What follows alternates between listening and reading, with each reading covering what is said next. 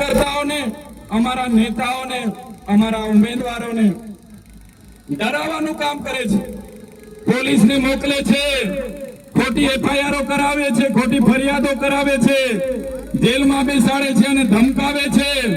પણ એ પોલીસ વાળા પણ કાન ખોલીને સાંભળી લે, એ ભાજપના નેતાઓ પણ કાન ખોલીને સાંભળી લે, તમને બેઠા એટલી જ અમારા લોકોને હેરાનગતિ કરજો, અમે વ્યાજ સહિત તમારો હિસાબ કરવાના છે।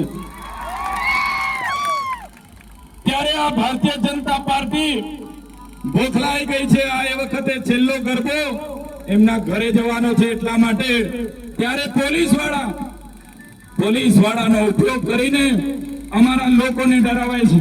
ત્યારે આ છોટાઉદેપુરના એસપી, એમના ડીવાયએસપી, એમના પીઆઈ, પીએસઆઈ એમને કહેવા માંગુ છું, તમને એટલી બધી રાજકારણની શોખ હોય તો વર્દી ઉતારીને ભાજપનો કેસ પહેરીને આવો મેદાનમાં, કેટલા વિહેશ ભો થાય ખબર પાડી દઈશું।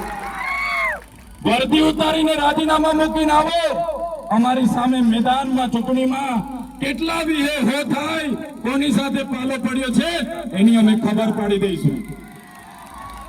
અમે તમારા બાપથી નથી ડરતા તો તમારાથી ડરવાના નથી। આ આદિવાસી છે, અમારા બિરસા મુંડા ગોરા અંગ્રેજો સામે નથી ઝૂક્યા।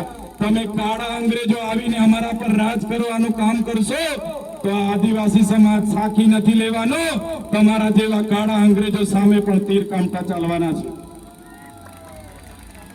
ત્યારે સાથીઓ, આ ચૂંટણીનો માહોલ છે અને આ માહોલ એટલો મહત્વનો છે ચૂંટણીઓ માટલા રતનસિંહભાઈ કે આપણા ઉમેદવારો નથી લડતા, ચૂંટણી હવે આપણી બધાની જંગ બની ગઈ છે।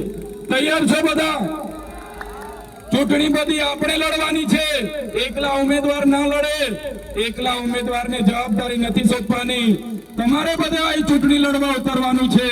આપણી પાસે અઠવાડિયું વધેલું છે, અઠવાડિયાના તમામે તમામ ગામોમાં આપણે બધાએ મહેનત કરવાની છે, આપણે બધાએ પ્રચાર કરવાનો છે, પોલીસ વાળા સામે પણ આપણે લડવાનું છે, ભાજપ વાળા સામે પણ આપણે લડવાનું છે, કોંગ્રેસ વાળા સામે પણ આપણે લડવાનું છે અને આવનારા દિવસોમાં તાલુકા પંચાયતો, જિલ્લા પંચાયતો આપણે આપણા ઉમેદવારોને ચૂંટીને મોકલવાના છે।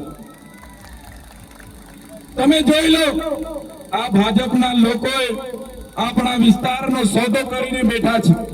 જ્યારે નર્મદા ડેમ બન્યો, એ નર્મદા ડેમના વિસ્થાપિતો જ્યારે આ વિસ્તારમાં આવ્યા, એમના માટે આજે પણ રોડ નથી બન્યા। મને યાદ છે 1 વર્ષ પહેલા તોરખેડા ગામે આપણી બેન જે ડિલિવરીમાં પ્રસૂતિની પીડા ઉપડી, એને લઈ જવા માટે 108 તા ન પહોંચી, જોલીમાં લઈ જતા બેન રસ્તે મૃત્યુ પામ્યા। એ જ પ્રકારે આ વિસ્તારમાં રસ્તા નથી, પાણી નથી, સિંચાઈ નથી, શિક્ષણ નથી, આરોગ્ય નથી।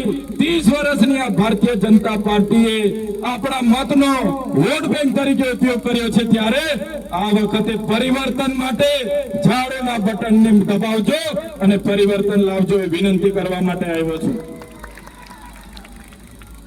સાથીઓ, હજુ તો ચૈતર વસાવાને 3 મહિના થયા છે। આમ આદમી પાર્ટીને ગુજરાતમાં 2022 થી લડતા 3 વર્ષ થયા છે। આજે આમ આદમી પાર્ટી ગુજરાતમાં ભાજપ સામે ટક્કર આપી રહી છે, એના લીધે આ ભાજપના લોકો ડરી ગયા છે। તમને હું કહેવા માંગુ છું, જો ચૈતર વસાવા રાજકારણમાં 15 થી 20 વર્ષ ટકી જશે તો આ ભાજપના નેતાઓના અમે સુપડા સાપ અને ગાભા કાઢી નાખવાના છે। બસ તમારા આશીર્વાદની જરૂર છે, તમારા સહકારની જરૂર છે। તમે બસ સહકાર આપજો આવા ચોર લોકોને, જે સમાજનો